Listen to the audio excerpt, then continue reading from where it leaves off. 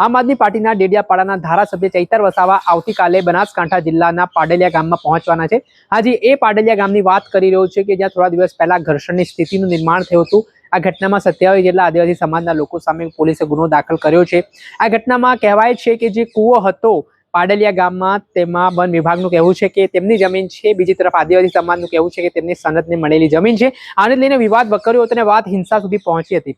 આ ઘટનાના કારણે ઘેરા પ્રત્યાઘાત પડવાની શરૂઆત થઈ છે। આદિવાસી સમાજમાં ભારે આક્રોશ પણ જોવા મળી રહ્યો છે। ત્યારે આ વચ્ચે શું કહી રહ્યા છે ધારાસભ્ય ચૈતર વસાવા, તેમને સાંભળો। અંબાજી નજીક પાડલિયા ગામમાં વનકર્મીઓ, પોલીસ અધિકારીઓ અને આદિવાસી સમાજ વચ્ચે જે હિંસક ઘટના સામે આવી છે એની સત્યતા જાણવા માટે આવતીકાલે 17 ડિસેમ્બર સવારે 10:30 વાગે માં અંબાજીનું દર્શન કરીને અમે અમારી કમિટી સાથે ત્યાં પાડલિયા ગામની મુલાકાત લેવા માટે જવાના છે। જે સવાલો એ ઘટના થકી ઉપસ્થિત થયા છે એની મૂળમાં જઈને એની સત્ય હકીકત શું છે એ જાણવાના અમે પ્રયાસો કરીશું।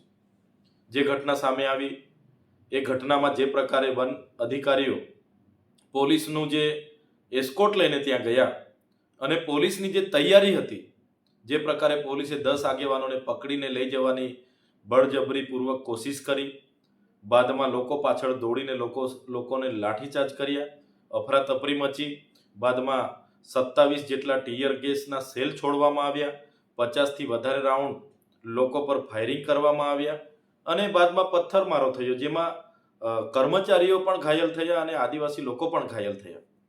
તો આ સમગ્ર ઘટનામાં જે પ્રકારે કાનૂની પ્રક્રિયા થઈ છે એમાં એક તરફા એફઆઈઆર થઈ છે, આદિવાસીના આગેવાનો 27 જેટલા લોકોના નામજોગ અને 500 લોકોના ટોળા પર ફરિયાદ થઈ છે।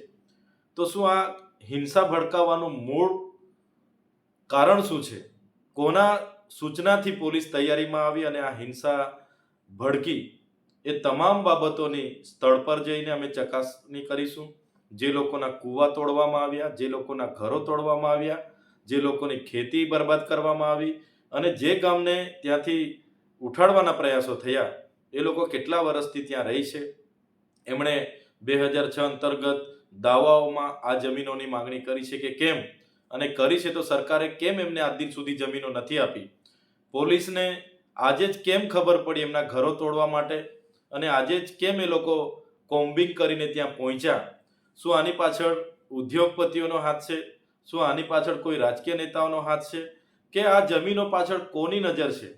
એ તમામ બાબતોની આવતીકાલે સત્યતા બહાર આવશે અને અમને જરૂર જણાશે તો અમે ચોક્કસ પ્રમાણે અમારી લીગલ ટીમને સાથે રાખીને એ લોકોના ન્યાય માટે આવનારા દિવસોમાં અમે કોર્ટ કચેરીએ પણ લડીશું।